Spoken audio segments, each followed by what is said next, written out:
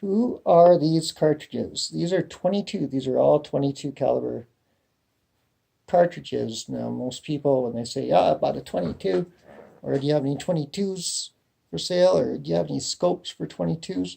They're all talking about the 22 long rifle. Most common one. And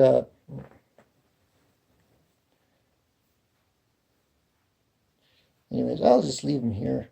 You can compare them all. That's 22 long rifles. That's a 22 long rifle with shot in it for shooting mice or birds in a building. It doesn't go too far. This is also a 22 long rifle, but it's what do they call it? Hypervelocity one with instead of a 40 grain bullet, it's quite common. It's got a 32 grain bullet, I believe, maybe 36. And then this is a CB cap, which is shorter than a 22 short.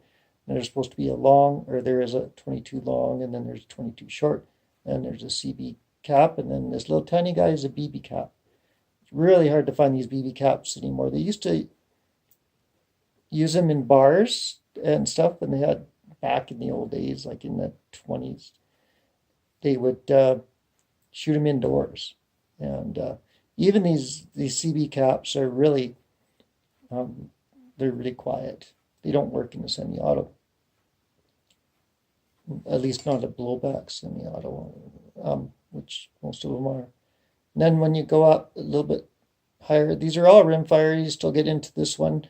That's your 22 Magnum, which I showed you in that other video that the 17HMR came out of. So your velocities with these, I don't even know what they are. They're definitely subsonic. And you can get all different, anything from subsonic long rifle, which is 1,100 feet per second, like that. Under that, 100,000 feet per second for sure, all the way up to 1,600 feet per second, maybe more. And then you got your 22 Magnum, which is actually different. It won't fit in a 22 because the case is the same size as the bullet here. The bullet actually sticks outside of the case on the 22 long rifle. Now we're getting into the rim, or the center fires. There's your Hornet, your 22 Hornet. And then move over to 223. Now there's definitely more 22 rounds, but these are your most common ones. And 22 Hornet's not even that common anymore. Then this one is one that most people have never heard of, and it's actually on par with the ballistics, are actually a little bit better than the 22 250, which is the one on the end. This is 224 Weatherby. So it's funny because this is 223, 224, 22 250. They're all 22 caliber. So this Weatherby figured out how to make efficient shells. Ackley was doing it too, about the same time, maybe a little later. Without having much taper, not much taper, and a sharper shoulder. Now this double radius shoulder that Weatherby has, they claim that it makes the shells more efficient, faster. I think it does, because the 22 250 holds a little bit more powder, and the ballistics aren't any better. They're actually about 100 feet per second slower according to the books. And the only problem is the 224 was only available in Weatherbys.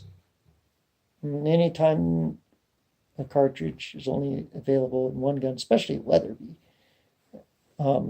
it's not going to do well. So not too many people have it. It's too bad, because it's cool. It's one thing that's kind of crazy. It's belted. Can you see that? Yeah, it's a belted Magnum 22 center fire. And I think they just put that belt on there because everything else is belted based off most of them are based off the 375 H&H, I believe. Okay, now the one thing I missed out on last time was the 204, and that's kind of taken away from the 22-250. The ballistics are a little better, faster with the smaller bullet.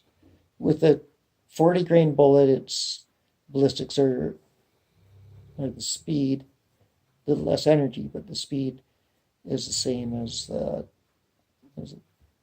40 grain on there. However, there's less drop because the ballistic coefficient's better with the 40 grain. Most people use 32 grain because you can get up to 4,200 feet per second out of that 204. So that replaced it kind of took the place of the REM 17, and it's a happy medium between the REM 17 and then the 22-250. So there's my 22s explained a little bit. So when you go to the store and ask for some 22 ammo, they're just going to give you a box of this 22 long rifle. So anyways, unless you ask for bullets, that's a thing. You know, the bullets are all different grain, and when you're reloading, you get up to 60 grain bullets in 22, I think. Okay, thanks for watching. Might do a fun video next. Actually, I want to do a video on my grandpa's Weatherby. It's an original Southgate, California Weatherby. Most people don't know it has a Mauser action, and it's the first year that he made them. Now, in the book it says 49, but Grandpa told me he went down there in 1948 and bought it. So it's serial number 803. So I don't know how many Weatherbys he made in the first year. I should check that out. Okay, thanks for watching.